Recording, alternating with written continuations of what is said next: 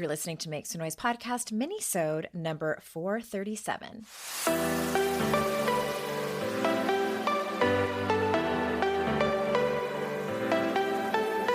Welcome to Make Some Noise podcast, your guide for strategies, tools, and insight to empower yourself. I'm your host, Andrea Owen, global speaker, entrepreneur, life coach since 2007, and author of 3 books that have been translated into 18 languages and are available in 22 countries. Each week, I'll bring you a guest or a lesson that will help you maximize unshakable confidence, master resilience, and make some noise in your life. You ready? Let's go. Hey everyone, welcome to another minisode. I just re-listened to my last minisode that was largely about, it was my tribute to my dog Giselle who passed away, and that was sad. I didn't listen back to it because it was too hard to listen to, and I apologize for all the sticky mouth noises that were happening there, but I was crying, so I apologize for that. Anyway, I wanted to talk about codependence, totally switching gears. I wanted to talk about codependence because it's a topic that comes up a lot. It's come up in several of the episodes that I've done over the last 8 years now, but particularly in this set of episodes that we're doing around therapy and trauma. And I wanted to give you kind of a snapshot of what codependency looked like in my life when I was really deep into it, based on a couple of different books that I have that I think are really fantastic for people who want to learn more about it. And I also wanted to tell you about an opinion that my good friend Britt Frank has. We just heard her on the podcast on Wednesday around codependence that's a little bit different, if you will, than a lot of the expertise out there, which I think is so incredibly important if you do find yourself with the symptoms of codependency. And it's something that I wish that I would have heard much earlier on in my journey with it, so it would have been able to help me heal better. And I think it's something that really needs to be talked about more. Quick reminder, coming up in a couple of weeks now, on March the 29th, I'm having a virtual open house about the Daring Way retreat that is coming up in September. If you are interested in having a little Q&A, if you're interested in getting a sneak peek of the curriculum that we go over in that retreat, join us. You don't have to sign up for anything. It's Tuesday, April 29th at 1 o'clock Eastern time. That's 10 a.m. Pacific. And just pop that into your calendar and then go to andreaowen.com/meet. And that will automatically send you to the Zoom link where we'll be meeting. You do not have to get on camera. You can if you want. I would love to see your beautiful face, but I understand if you don't want to. But it's going to be really informative for anyone who wants to come to the retreat, who's considering it, who's on the fence. And also, if you're considering doing the Daring Way, even one-on-one, privately with me, because that's an option as well. So March 29th, 1 o'clock Eastern, just head on over to andreaowen.com/meet. All right, my friends, let's get into it. So I have Codependent No More in front of me by Beattie. This book is so beat up.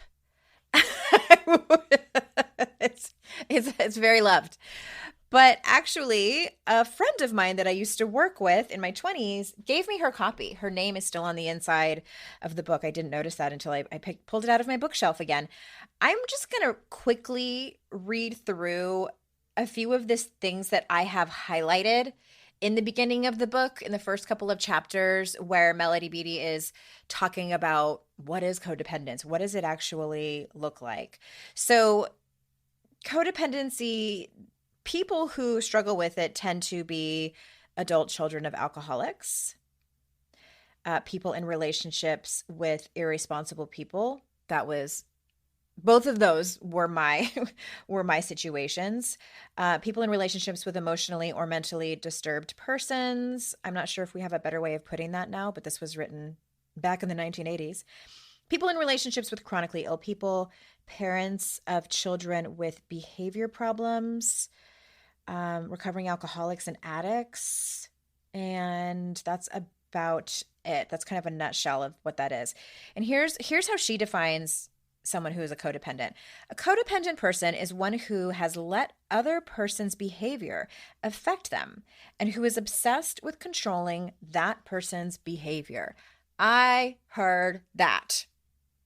That was my life. That was my life's goal. Yikes. Okay. Another random thing I highlighted. They, meaning codependents, have been afraid to trust their feelings. They have believed lies and then felt betrayed. They have wanted to get even and punish others. They have felt so angry they wanted to kill. Why did I highlight that, you guys? Goodness gracious, I was mad. Shit. I should have read these before I started recording. For the record, I did not murder anyone. I will say there may have been a point in my life where I wish that someone was dead, who shall be unnamed. But anyway, all right. And here's another quote. It is natural to want to protect and help the people we care about. It is also natural to be affected by and react to the problems of people around us. As a problem becomes more serious and remains unresolved, codependents become more affected and react more intensely to it. And then another reason codependency is called a disease is because it is progressive. As the people around us become sicker, we may begin to react more intensely. What began as a little concern may trigger isolation, depression, emotional or physical illness, or suicidal fantasies.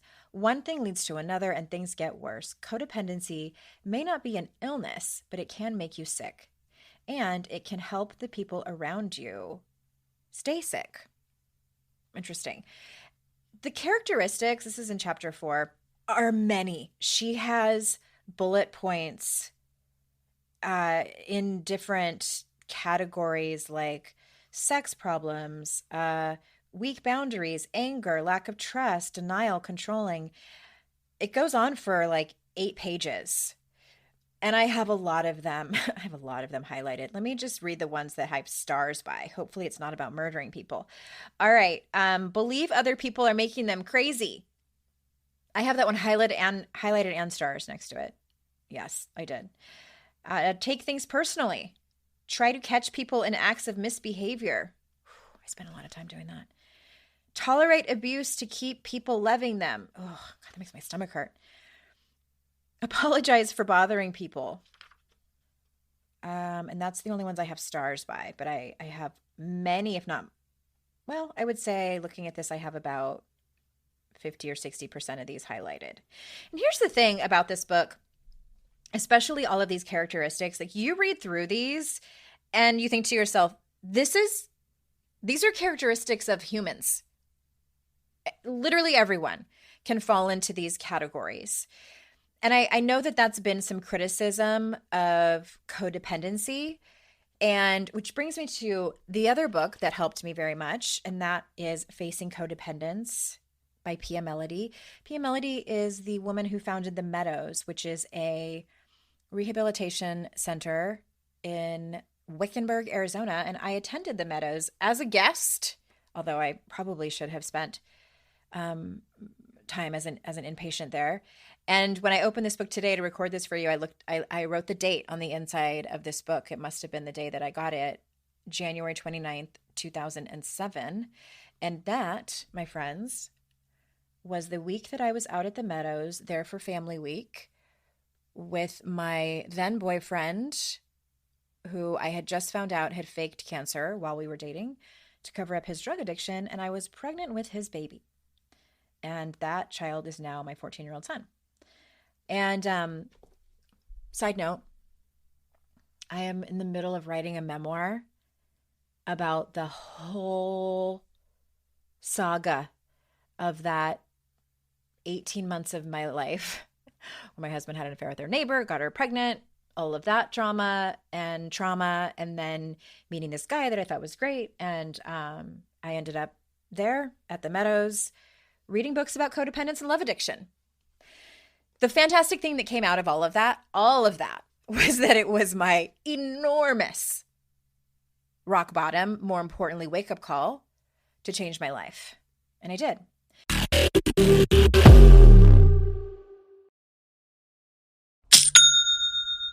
Shopify's already taken the cash register online, helping millions sell billions around the world. But did you know that Shopify can do the same thing at your retail store? Give your point of sale system a serious upgrade with Shopify.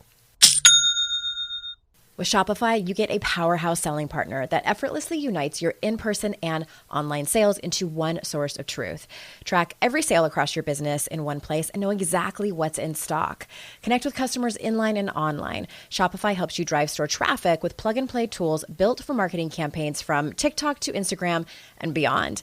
Get hardware that fits your business. Take payments by smartphone, transform your tablet into a point of sale system, or use Shopify's POS Go mobile device for a battle-tested solution. Sign up for a $1 per month trial period at shopify.com/noise, all lowercase. Go to shopify.com/noise to take your retail business to the next level today. Shopify.com/noise. Today's podcast is sponsored by Beattie Health. Ladies, are you over 40 like me and dealing with hot flashes, insomnia, brain fog, moodiness, some vaginal dryness, or weight gain? Don't just accept it as part of aging. These symptoms are often linked to hormonal changes during perimenopause and menopause. At Beattie Health, they get it. Their experts know what you're going through and how to help.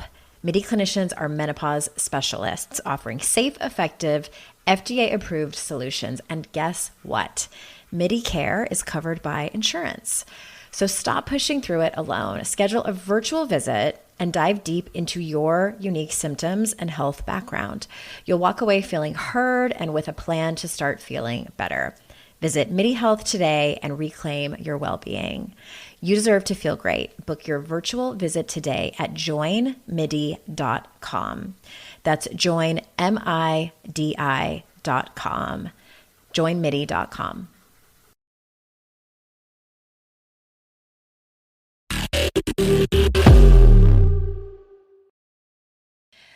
Back to the book, Facing Codependence by Pia Mellody. I love this book because Pia Mellody is I don't know what her credentials are exactly, but from what I remember, she is a licensed therapist, and this was her, what she specialized in. What I really love about this book is that you can tell that the author, that it comes from a clinical standpoint, and the examples that she gives are really great. And then, she inserts her insight around it. So I'm going to read you a brief excerpt that is her story. And Pia Mellody says, I was a secret people pleaser and felt a growing sense of rage about it, but I couldn't seem to change or quit worrying. I was filled with fear and felt very inadequate, even though I was trying to do everything perfectly. And I was beginning to feel more and more shame because I couldn't seem to actually pull it off and be perfect. Then finally, my outer adequate-looking shell begins to crack and blasts of hot anger burst out, frightening me and the people around me, and things got worse. The inner anxiety and pressure I felt were almost wall to wall. I read that because I think that, I can relate to that, especially in my 20s, and I'm sure many of you can relate to that. I also highlighted this part where in a couple pages later, she says, later, I was to realize that while we codependents are often very sensitive to the problems of the people around us and often have unusual insight into ways to help them, we frequently grope in the darkness when it comes to diagnosing and helping ourselves with problems of codependence. So I believe that it was only by suggesting procedures for other people and then trying them that I helped myself. So she was talking about, as she was a therapist. I found myself doing that, and I was not a therapist. I had zero qualifications to be telling people what they should and shouldn't be doing. And I want to read this one more thing that it's a Post-it that I wrote and put it in the beginning of this chapter. And the Post-it's super faded and old. And it says, this is the exact behavior from previous relationships. When the relationship ended, so did the behavior, or so I thought. I thought that with a new person, it would go away. My behaviors weren't identical to the old relationship, so I didn't recognize it at all. Interesting. I bet that has a lot to do with my relationship with my husband and me just thinking like, okay, so the dysfunctional person I was with, my former partner is gone, so surely my next relationship is just going to be so much better. And I think it was for a while in the beginning, as many relationships are. And then and then the cracks began to show. I want to shift gears and read to you something that Britt Frank wrote on her Instagram page that jumped out at me, and I actually wrote about it. So I'm updating. Did I tell you guys this already? I'm updating and revising How to Stop Feeling Like Shit, and it's going to come back. It's going to re-release in 2023. I felt like there was so many things I needed to tell you because I wrote that book in 2016. And now we've faced a pandemic. We've had a Me Too movement.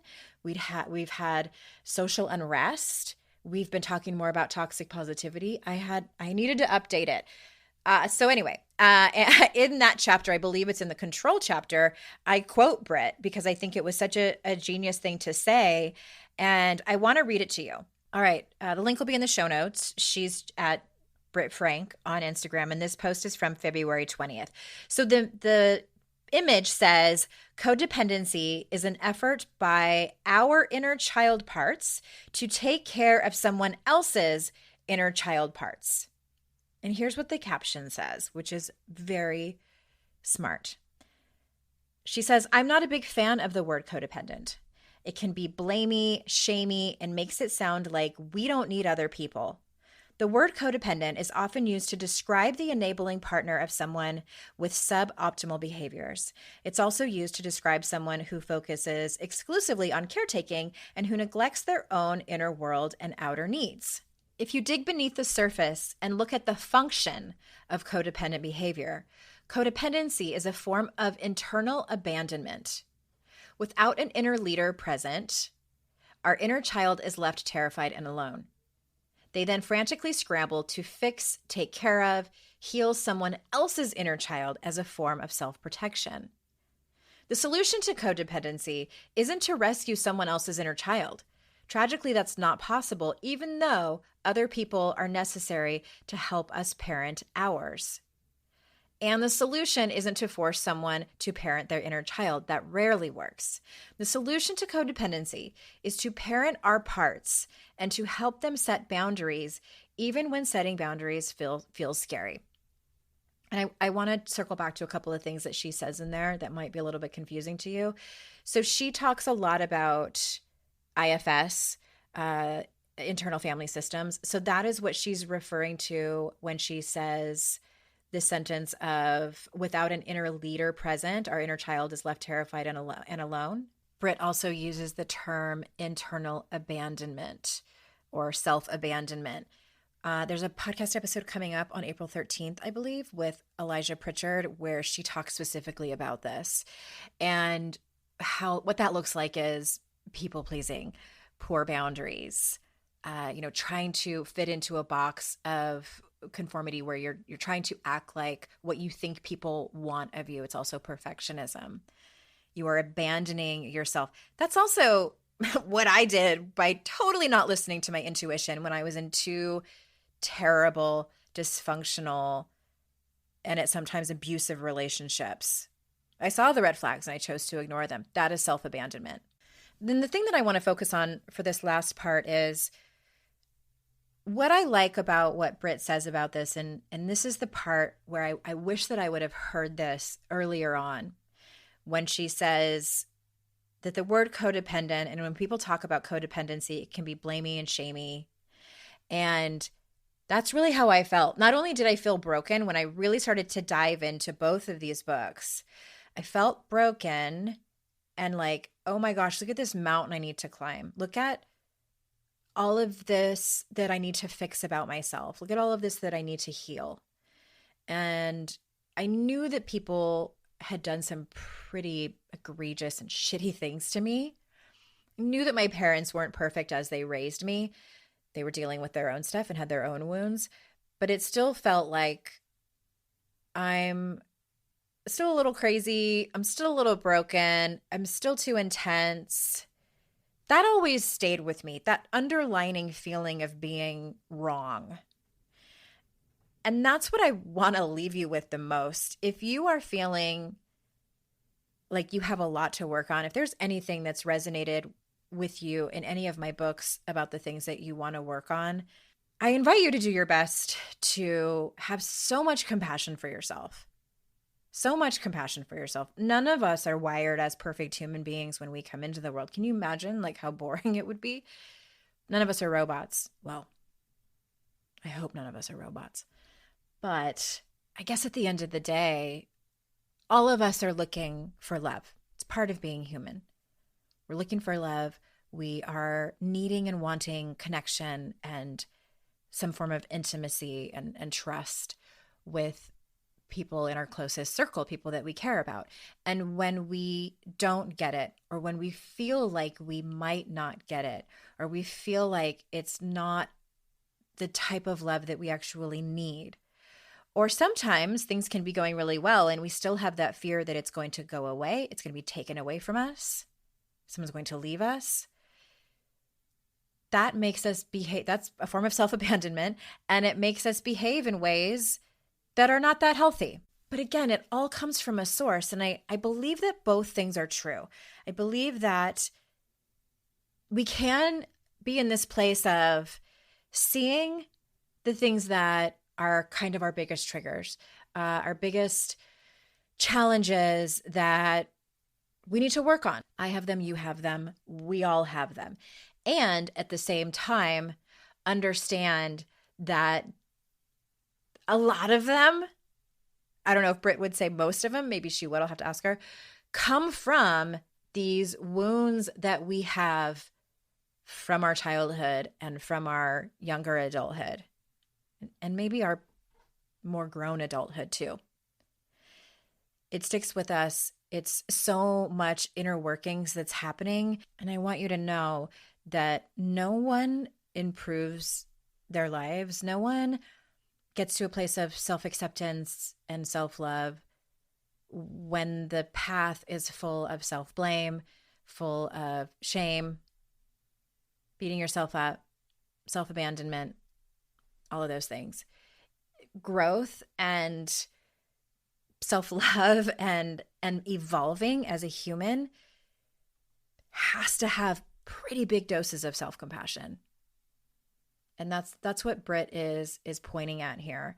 And I have found that is true in my own work. And I hope that you can work on that yourself. It is definitely not a one and done. It's something that needs to be worked on fairly vigilantly.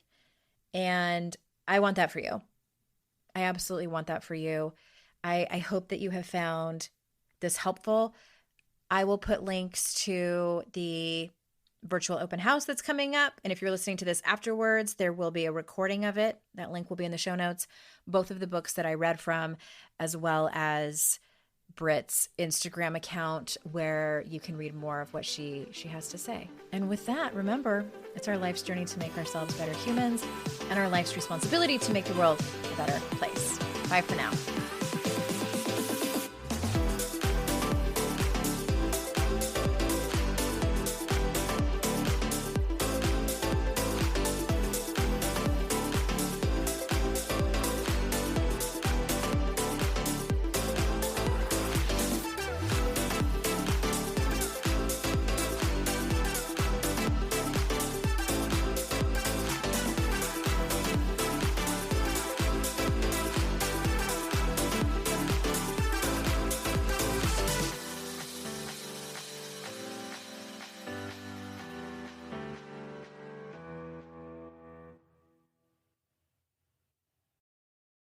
I'd like to introduce you to the Minimalist Moms podcast.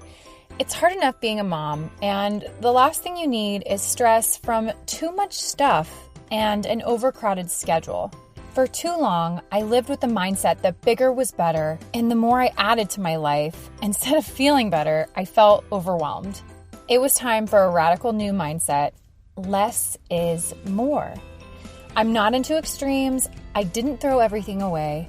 My brand of minimalism is more about adding than subtracting.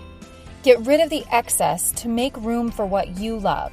In other words, it's about living life with purpose. I hope you'll listen in, and my guest and myself can inspire you to think more and do with less. The Minimalist Moms podcast, available wherever you listen to podcasts.